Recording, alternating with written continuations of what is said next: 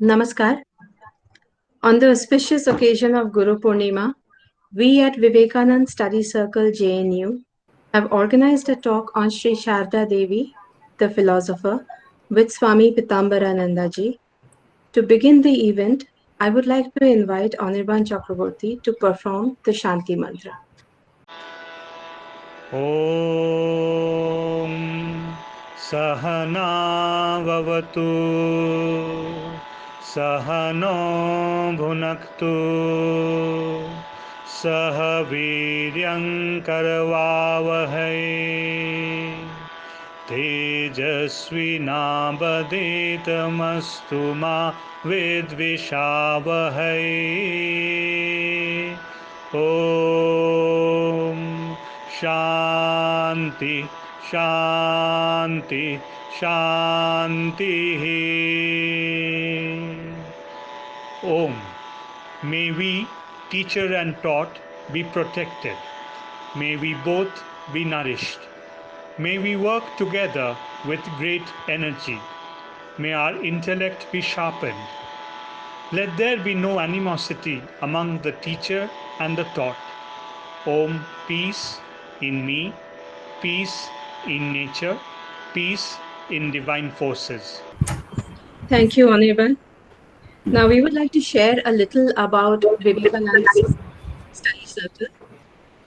The Vivekanand Study Circle of Jawaharlal Nehru University, New Delhi was formed on the 1st of November 2014 to study the teachings of Swami Vivekanand, Sri Ramakrishna and Sri Sharda Devi with the aim of molding our lives based on the Vedantic truth of oneness. VSC JNU is a non-political, non-religious, non-profit, independent organization run by faculty members, students, and alumni of JNU. We usually meet every Saturday to study the scriptures and the work of Swami Vivekanand and practice chanting and meditation.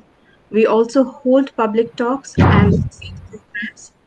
Previously, we have held lectures by Swami Shantatmananda ji, Swami Sarvapriyananda ji, Swami Neelkanthananda ji, Swami Shuddhidananda ji, Swami Medhananda ji, Swami Pitambarananda ji, Swami Ishatmananda ji, Swami Atmashraddhananda ji, Swami Tyagananda ji, Swami Chetanananda ji, Swami Atmalokananda ji, Pravrajika Divyananda Prana, Dr. Ramesh Bichalani, Professor Avinash Singh, and many others.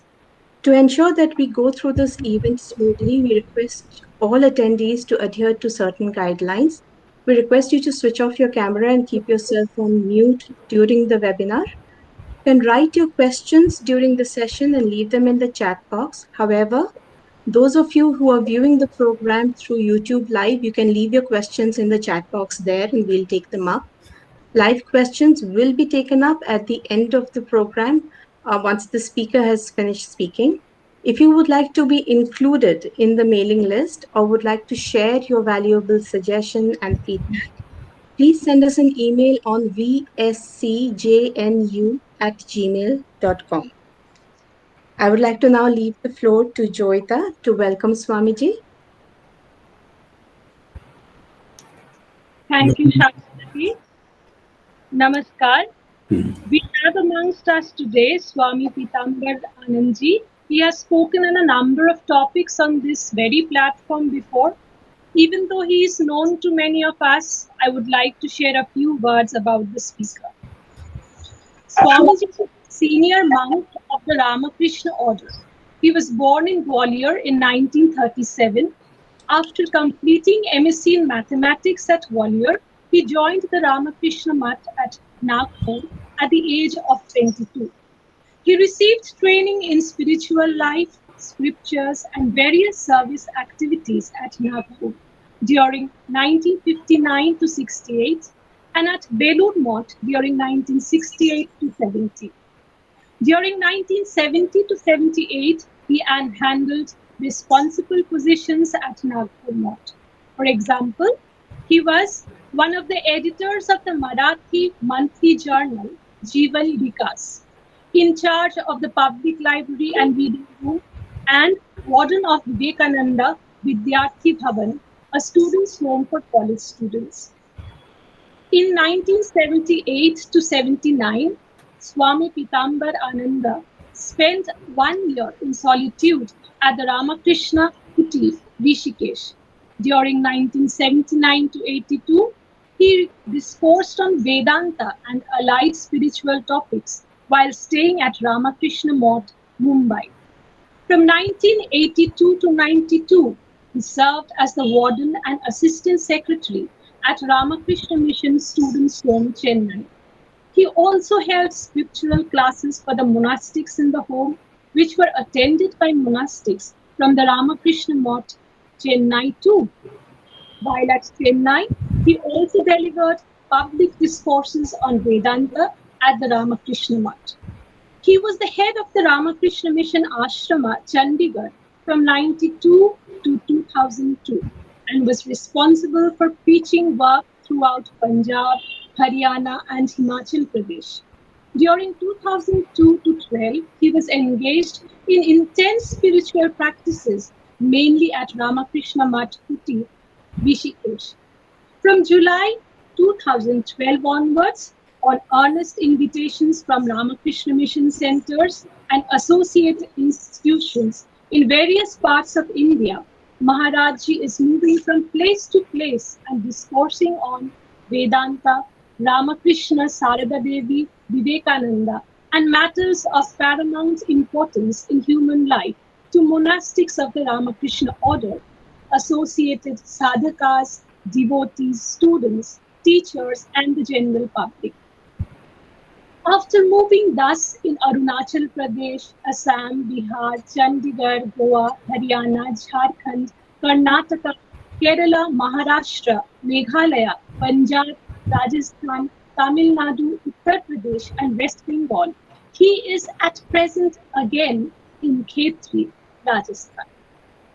Coming back to today's discourse, our focus is on Sri Sharada Devi as a philosopher.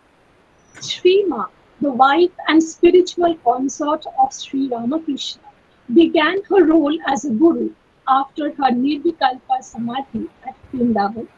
She was Saraswati incarnate, according to Sri Ramakrishna, an embodiment of wisdom and modesty combined.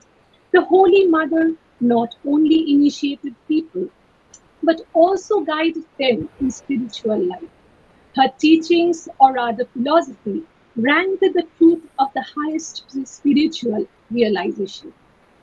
So let us now welcome Swamiji to deliver his talk on Sri Sharada Devi, the philosopher, on this gracious occasion of Guru Purnima. ॐ जननीं शारदा देवीं रामकृष्णं जगद्गुरुं पादपद्मे तयो श्रित्वा प्रणमामि मुहुर्मुहुः. Friends, let me tell you the history of the name of this subject. It has traveled a little. Arpita Mitra, your one member, she proposed that I should talk on Sarada Devi, philosopher. I said that let the subject be Sri Sarada Devi as a philosopher. She said no, I would like it to be Sarada Devi as philosopher without that A. I appreciated the change because these things change the ideas. Sarada Devi as a philosopher means there are many philosophers, of which one is Sarada Devi. And Sarada Devi as philosopher will mean Sarada Devi has various aspects, of which one is that she is a philosopher. And that was the subject I had approved. But then your management of your society changed it to Sarada Devi, the philosopher. Now I have to accept it. But I cannot understand the meaning of this title. To me, two meanings come out of this. Sarada Devi is only a philosopher. The other meaning comes that Sarada Devi is the only philosopher, there is no other philosopher. Sarada Devi, the philosopher. Now, let it be. And my theme is going to be something very different. I accept it because I want to talk on Sarada Devi. That is the right thing. And in any aspect of her life. Now, let us think of this subject. Sarada Devi, the philosopher. What is Sarada Devi? We must first understand this. What is philosopher? We should understand that. Then we can join and find our subject. Now, what is Sarada Devi? Sarada Devi is so many things to so many people. So I will tell you first what I understand of Sarada Devi. Now you may understand, may not understand what I am telling. You may like or not like what I am telling. You may appreciate or not appreciate what I am telling. But I must tell you what is Sarada Devi to me. And here, there is one reality in the world. And that reality we call as God in general. Brahman, the Vedantists call it. This is both Sarvatita Sarvagata, beyond everything and all pervading. Now, this aspect of reality is the creator, preserver, and destroyer of this world. Please understand as much as possible. This reality, in its relative aspect, is the creator, preserver, and destroyer of this world. Now, when it creates the world through what we call an Bahirmukha Vritti, it goes on expanding without limit and it breaks down one day. Now, because it has to preserve, so it has to pull it back towards the reality. And that is the place where an incarnation becomes involved. This reality assumes an illumined form, that is the incarnation. We are all forms of the reality without knowing that. But there are special forms of reality, illumined forms. And in this age, materialistic age, it became necessary to take two such forms together to illumine the world. And these two forms together is Sri Ramakrishna and Sri Sarada Devi. That is what is Sarada Devi to me. She is the illumined form of the two. She is one of the illumined forms of the absolute reality, which is responsible for preserving our humanity or the world for some time at least. Now, this is what is Sarada Devi. Now, let us think of what is the philosopher. Here again, everybody has some idea in the mind of a philosopher. So, I thought, because it is an English word, let me find out what the English dictionary says about the philosopher. And you will be surprised to find that seven dictionaries are referred, English, standard, and Wikipedia also. And everybody has his own idea of philosopher. I will read out to you Oxford Dictionary. A person who has developed a set of ideas and beliefs about the meaning of life. A person who has developed a set of ideas and beliefs about the meaning of life. They will come near to what Sarada Devi is with some modifications. Cambridge Dictionary.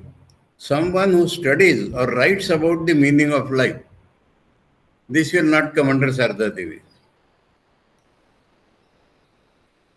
There is a dictionary.com, Internet Dictionary. A person who offers views or theories on profound questions in ethics, metaphysics, logic, and other related fields. Here again, who offers views or theories.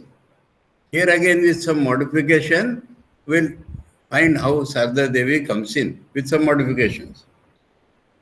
Merriam-Webster Dictionary. it has two definitions. A person who seeks wisdom or enlightenment, scholar, thinker.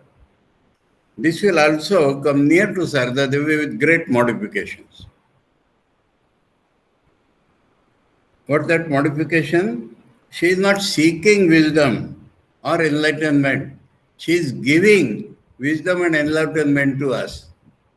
She is giving enlightenment and wisdom to all of us. Sri Ramakrishna himself has said, she has come to illumine people.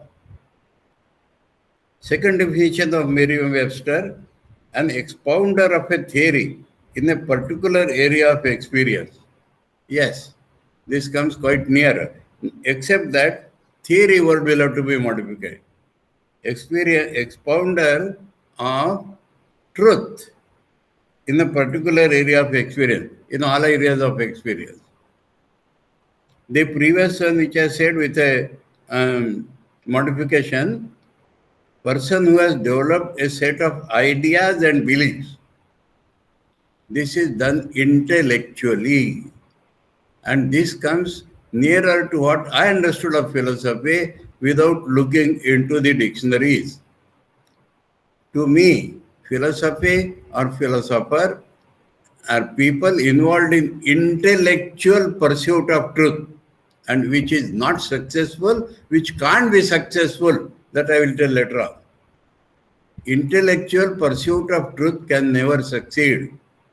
I will tell you how. Collins English Dictionary, a person who studies or writes about philosophy, she has neither studied nor writes. This fails. Longman Dictionary, two definitions. Someone who studies and develops ideas about the nature and meaning of existence, truth, good and evil, etc. She did not study and develop. With a modification, this will come in. Someone who thinks deeply about the world, life, etc. Here, think again is a rational something. She does not think, she knows. God does not have to think how to create the world, He knows. Now in the internet, one dictionary said 7 best definitions it has found out.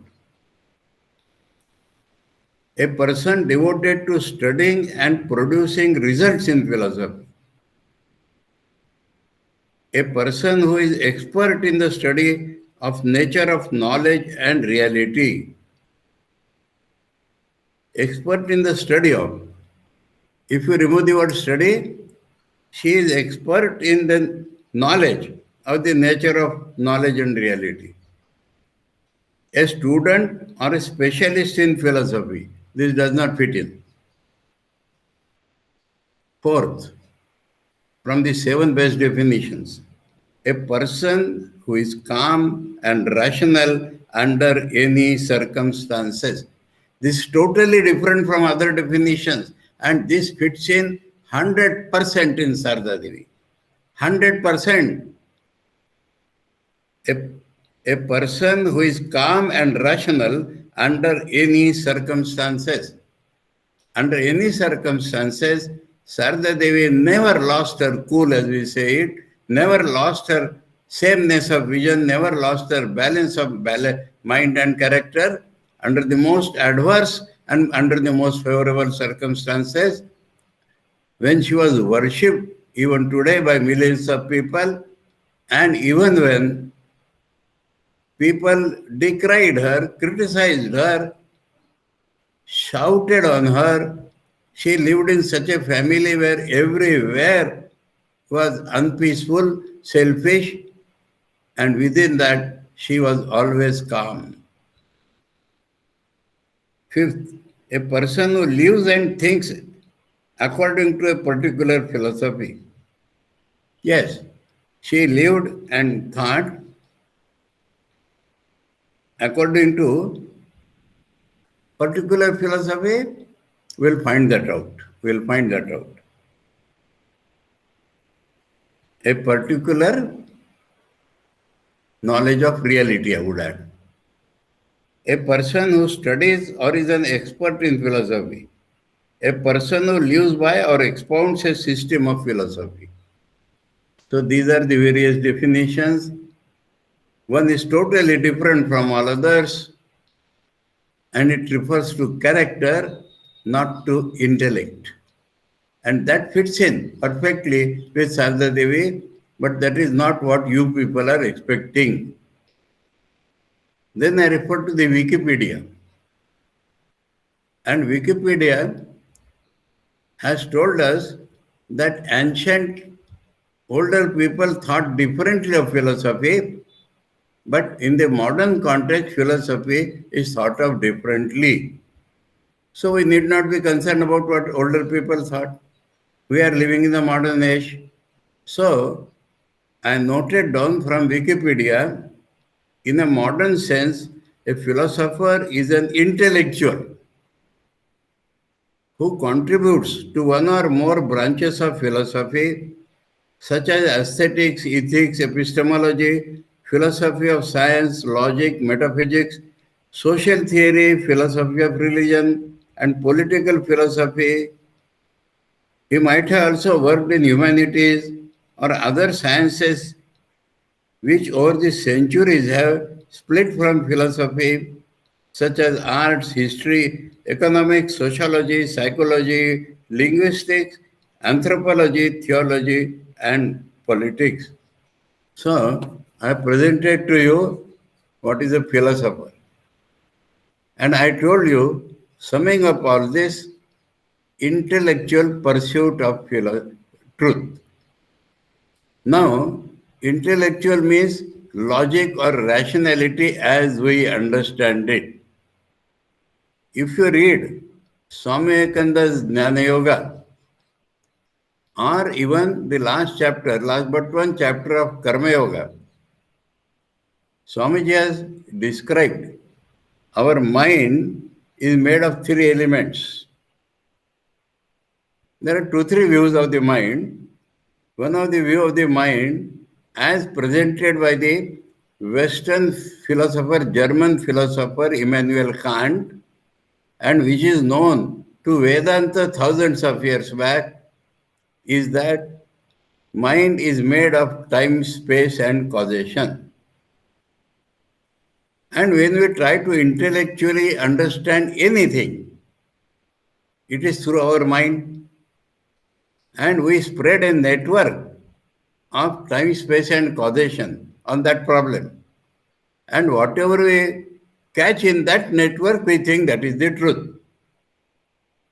Truth is beyond that. Rational or reason requires how many factors?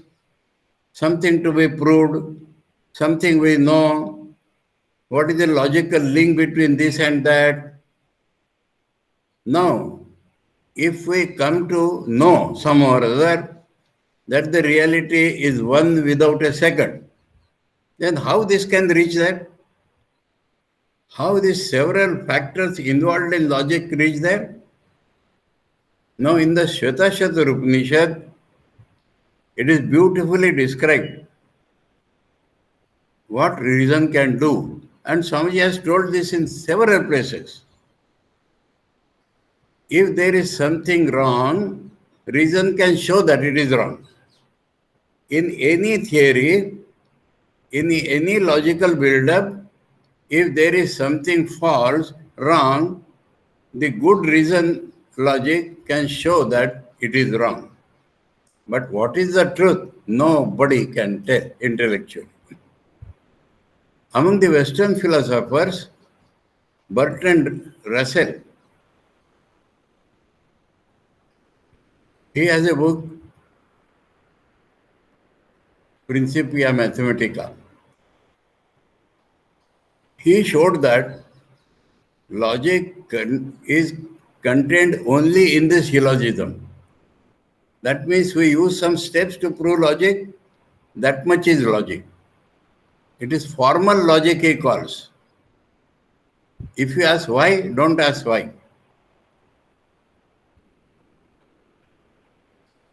That is assumed. Similar situation existed in the field of mathematics. You have just now heard that I studied mathematics. Mathematics went on, I hope you are not getting bored. Mathematics went on developing without testing the validity. Then in German, there was a mathematician philosopher called Gauss. He said that let us analyze what we are doing. What is the meaning of 2 plus 2? What is the meaning of 2 into 2? What is the meaning of rational numbers? Have you tested that? And so he started analyzing and analyzing and analyzing. And the great science of mathematical analysis came into being. And then people became mad after it. They thought that by this type of analysis, we'll find out God himself. And they found nothing doing. Analysis stops at some place. So the mathematicians will tell us, God gave us the integers. The rest is the work of man. Integers, 1, 2, 3, the original numbers, what is the meaning? How they are rational? God gave us integers, don't ask. So, this is where the logic ends. And this intellectual pursuit of philosophy, anyway, I talked enough. Now, and still why Sarada Devi is a philosopher? And what philosopher? Now I told you, illumined appearance, illumined form, personal form of the Creator. Now in this illumination for that man has a different faculty. Along with the intellectual logic, man has feeling, man has will, man has imaginary power, man has so many other powers of the mind. Other than all that, in every human being, there is a power, or we may say faculty, of spiritual experience, of experiencing the supersensuous truth, of experiencing the ultimate reality, which is not available to the reason. And Sarada Devi is an expert expounder of the truth, which is absolute. That is what Sarada Devi is. And this absolute truth goes by the name of Advaita Vedanta, goes by the name of monistic Vedanta, because Vedanta means philosophy developed in the Vedas, vision developed in the Vedas. I will just put a parenthetical clause here. We have been talking of English and English and English. The Indian equivalent of this philosophy is a Darshana Shastra. Darshana Shastra. And this Darshana Shastra itself gets two meanings. Actual level of consciousness, from where the world is seen like this, and viewpoint.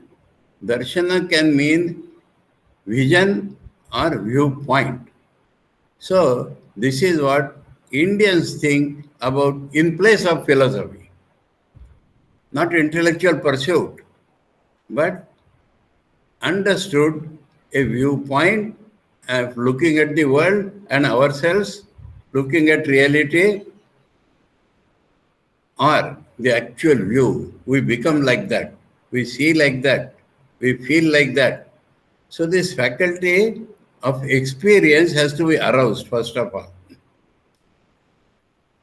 One of the disciples of Bhagavan Sri Ramakrishna, all these illumined figures, Swami Shivananda or Mahapurush Maharaj as he was called, to teach us. He used to continuously appear to pray in Bengali. Ma amar anubhutir daroja khule dao, ma amar anubhayer daroja khule dao. Mother, please open the door of my experience. So when this door of experience opens, man has a different vision. And those who come to teach humanity how to get this opened, that is Sarada Devi's place. So, I will tell you now I will try to join and tell you what is Sarada Devi's philosophy. Instead of Sarada Devi, the philosopher, I am now shifting to Sarada Devi's philosophy. Sarada Devi's view, Sarada Devi's wisdom, Sarada Devi's reading, Sarada Devi's, these are all weak words. Sarada Devi's consciousness, experience about the nature of reality. And wonderful it is. In that respect, nobody in the world stands on an equal footing with her. She has the power to reconcile all other great people, not philosophers, but men of experience. And she says that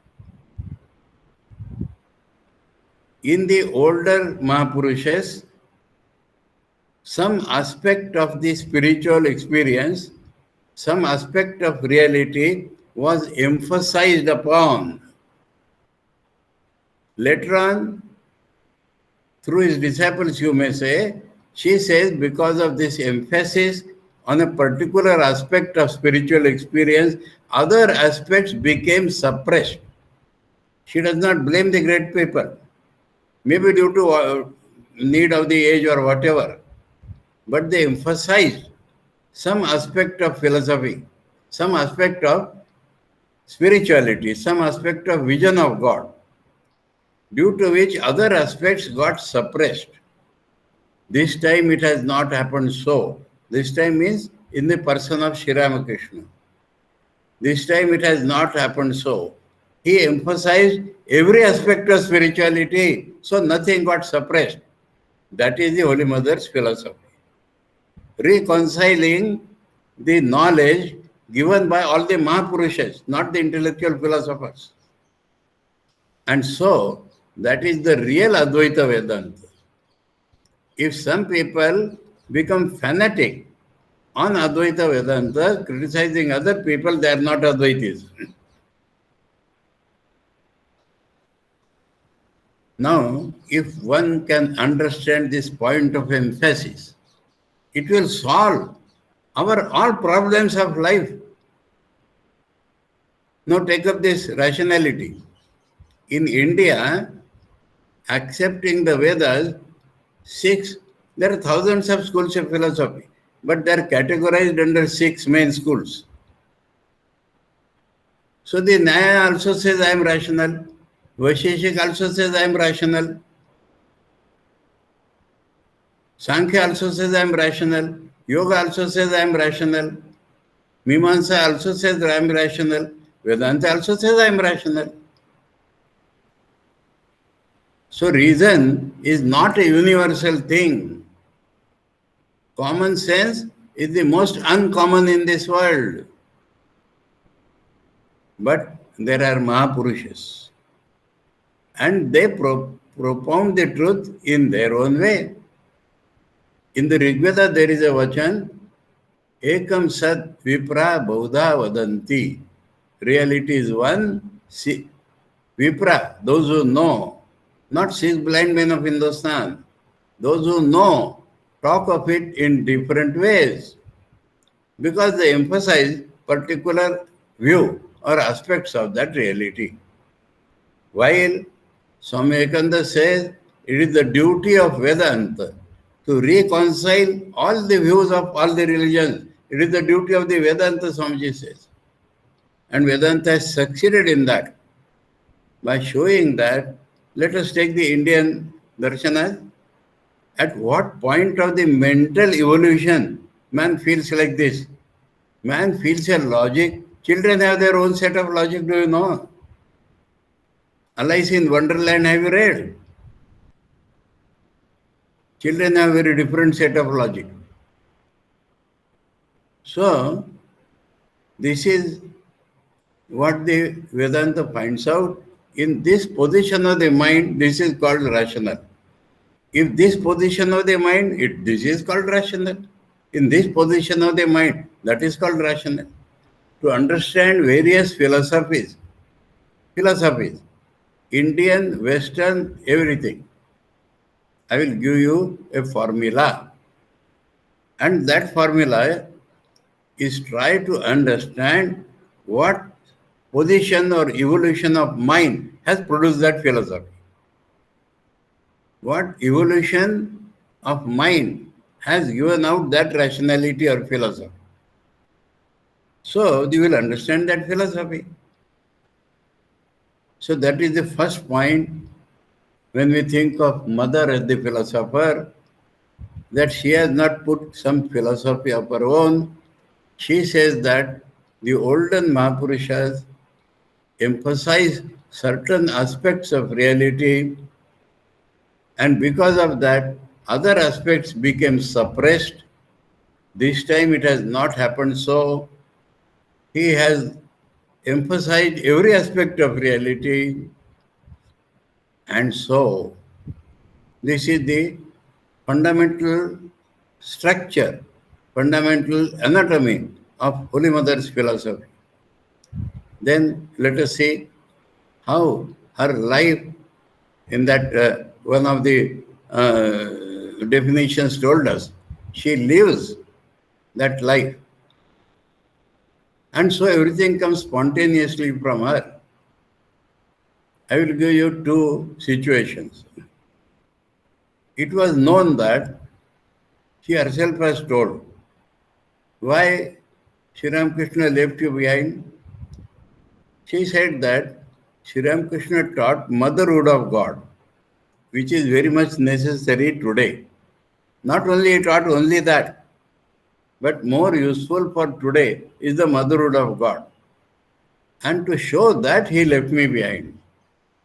That means in Holy Mother we see God also and motherhood also.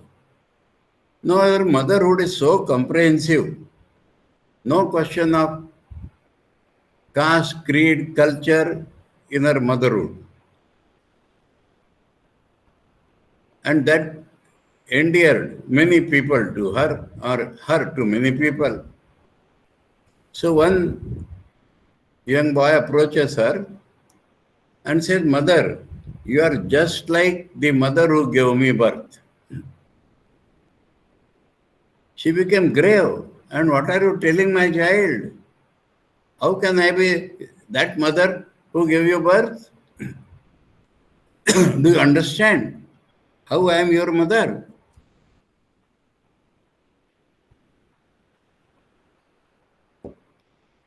I am your mother in the sense, I am the mother of the good people and I am the mother of the bad people. I am the mother of the animated beings, I am the mother of the unanimated beings. I am the mother of all beings of this world, so I am your mother also. One of our great Vedanti Swami, who is now in Australia, Swami Sridharananda, used to tell in his lectures, in Sanskrit there are two words, Janani and Mata. Ordinary women have to go through the experience of becoming a Janani to become Mata. But Holy Mother, without undergoing that experience of being Janani, is the Mata of all. But now there is something more than that, more profound than that. One young man approached the Holy Mother and getting everything directly from her mouth. One young man approached Holy Mother and said, "What are we to you?" And flash came the reply, "You are Brahman." He was little startled because in his mind, Holy Mother is mother. So he says, "But mother, are we not your children?" She said, "Maybe, you may be my children or you are my children, but fundamentally you are Brahman only." Now understand, this is Advaita Vedanta. not the limited Advaita Vedanta intellectuals talk about it, but the great view, this motherhood, fatherhood, all the different relationships with God are the channels through which this one Brahman appearing is all, that is mother's spontaneous vision.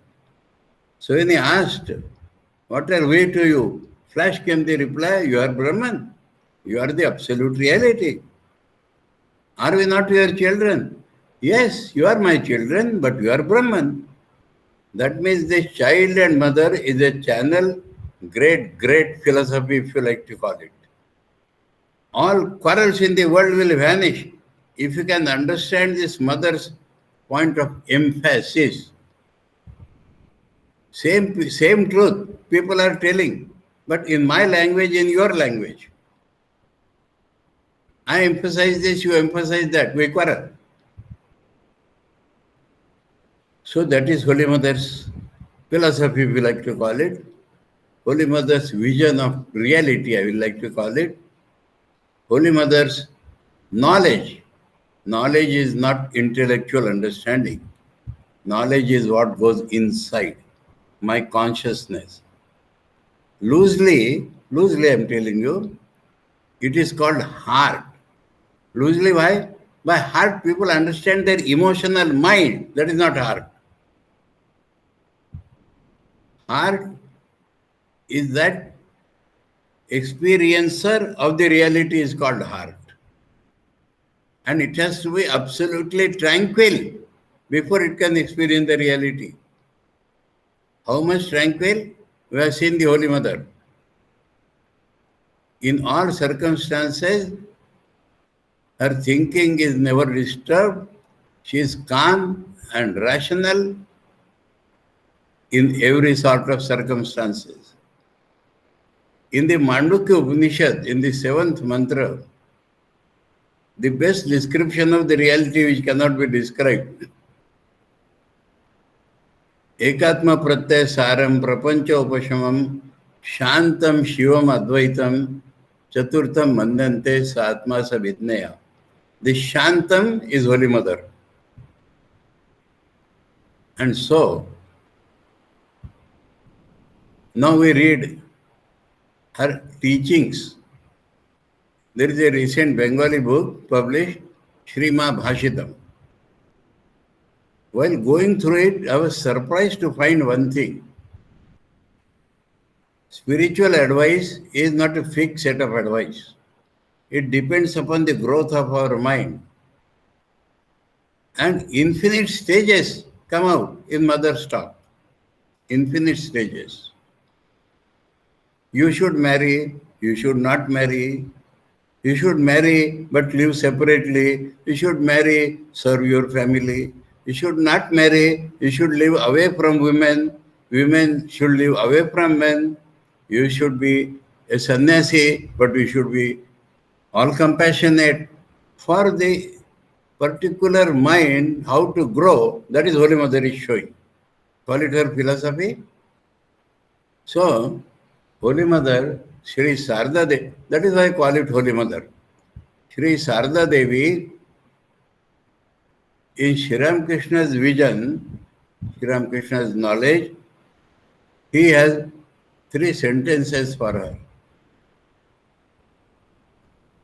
Shri is Saraswati, the goddess of knowledge. She is my power. She has come to give knowledge to people. So, let me go back to an ancient Indian anecdote described in the Kenopanishad. That the Brahman won a war for the Devatas against the Asuras. Devatas thought, we have won the war, we are great. And while they were discussing, Brahman appeared before them in a particular form, unknown to them. They sent the Agni Devata, you go and find out who he is. But he goes there, he becomes stunned. He does not talk. That Yaksha, that unknown quantity, asked him, who are you? I am fire. What are you doing? I can burn the whole world. He put a straw. Burn this, he could not burn it. So, all our powers. Now let me tell you my reading of Holy Mother. In Bengali there is a song. सकली तुम्हार इच्छा इच्छा मई तारा तुम्ही तुम्हार कर्म तुम्ही करो मा लोके बोले करी आमी. Without translating, I am telling Holy Mother, I found self-willed lady. She did not obey Sri Ramakrishna always. And why she will listen to you or me? We pray and cry to her. She will do what she knows to be right. She will do what she knows to be beneficial to you and me. Self-willed. Now talking of her philosophy, let me tell some more aspects of teaching Vedanta. One person in Rishikesh, one sannyasini, she comes in touch with Holy Mother today also. Another aspect, that Holy Mother is not a past tense. Today also she is present, and the surprising part was that she teaches Vedanta in the Vedantic terminology. That was a little surprising to me also. So in Vedanta there is adhyasa or adhyaropa. Something has been superimposed on God and we call it the world.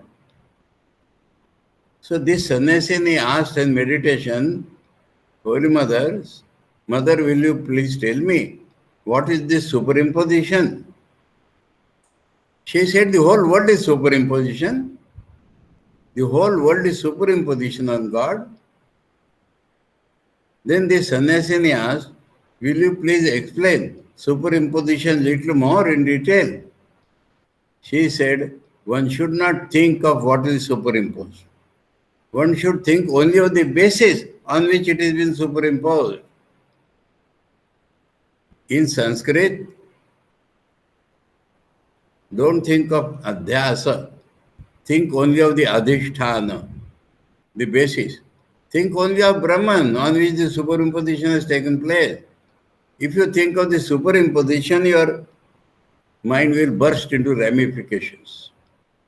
And that is what the different philosophers are trying. And so,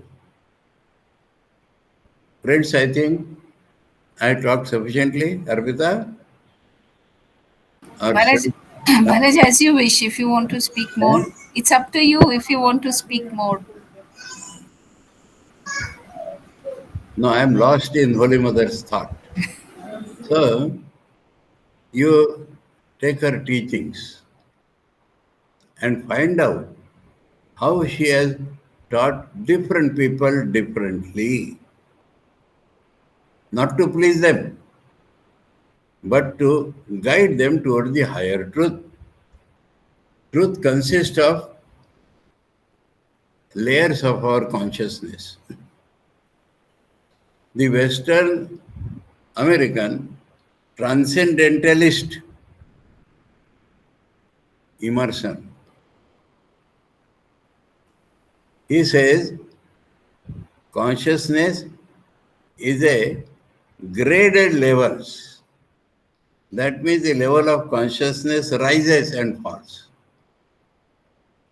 So, spiritual life is built upon the levels of consciousness. Now I will tell you another thing.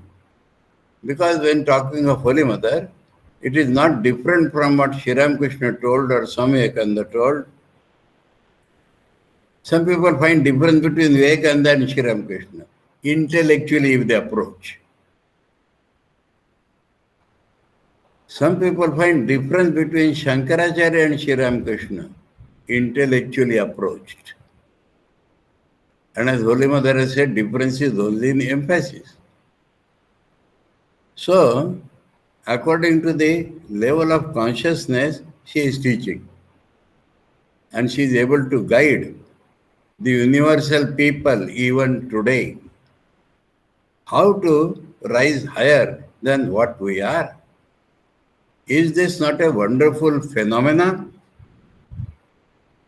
That Sarda Devi, I will tell another joke, humor, great humor to listen, fundamental truth, profound truth. And that was uttered by Mahapuruji, Swami Shivananda. He said, everything in this world comes and goes. Everything in this world comes and goes. Brahman of the Vedantis neither comes nor goes, it is permanent. But there is something in the world which comes but never goes back. And that is the avatars. They come and they never go back. They are always present. And so, Sarda Devi is present today. If we can, through bhakti, if you can through love, if you can through meditation, become associated with her, she has the power and capacity and the kindness to solve all your problems and to raise you and me to the absolute level of philosophy, absolute level of truth. Truth and philosophy are different. Even the Advaita philosophy, there was a great philosopher, Dr. Mahendranath Sarkar of the Calcutta University. And he said in one of the lectures, you can get a perfect system, but truth will escape you. Intellectually, you can build a perfect system, but the truth will escape you. Because truth does not fit in your systems. Truth is in the experience of one without a second. And it is this one without a second, I told you, in this modern age, appeared in two simultaneous forms because the downfall was great. And to raise this world from that downfall, it was necessary to simultaneously work through two forms. And that is what Sri Ramakrishna and Sarda Devi. And she was born with another funny thing I will tell about Sarda Devi. There have been various occasions. I will compare between Vivekananda and Sarda Devi. Vivekananda represented the modern educated young man and trying to understand Sri Ramakrishna stumbled at every point. And Sri Ramakrishna showed him the way. That is the greatness of Vivekananda. He learnt everything from Sri Ramakrishna in our language as given to us. On the other hand, in the Sri Ramakrishna, the great master, we meet with a character who has never misunderstood Sri Ramakrishna. And Sri Ramakrishna has testified several times, oh, she understands. Sri Ramakrishna's one expression would be, oh, she understands, or she understands correctly.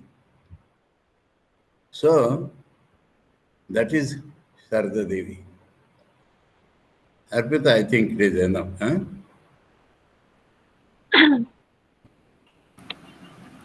Okay?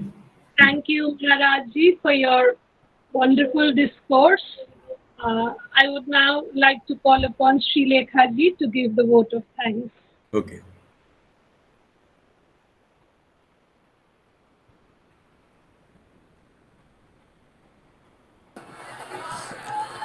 Pranam Maharajji. Huh.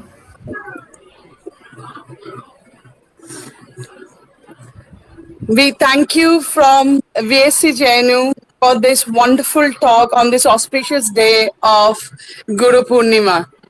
It was such an enlightening session, and also it's like a storytelling which kept all of us mesmerized. Thank you again, sir. I thank you all our team members, Arun, Anindita Didi, Amrita, Tanushri, Arpita, Namrata, Prachi, Divya, for their overall dedicated contribution to day-to-day activities and these wonderful talks we organize. I thank you, our moderator, Ms. Joyita Chakravarti, and our host, Ms. Swagata Bhattacharya. I also thank you, Shagata, for posters she makes and the ideas she gives. And a special note, thank Mr. Anirban Chakravarti for all the technical support and being a pillar of this organization. Thank you all. Thank you for your help. And thank you, Pranaraji, to be with us today. Anirban sir, over to you to conclude it with the Shanti Mantra, please. ॐ सर्वे भवन्तु सुखिनः सर्वे सन्तु निरामयाः सर्वे भद्राणि पश्यन्तु मा कश्चित् दुःखभाग् भवेत् ॐ शान्ति शान्ति शान्तिः. May all be prosperous and happy. May all be free from illness. May all see what is spiritually uplifting. May no one suffer. Om peace, peace, peace. Thank you everyone for joining. Thank you Maharaj Ji, to everyone who supported. And pranam to you Maharaj Ji for on Guru Purnima from all of you. Pranam Maharaj. Please accept our pranam on Guru Purnima.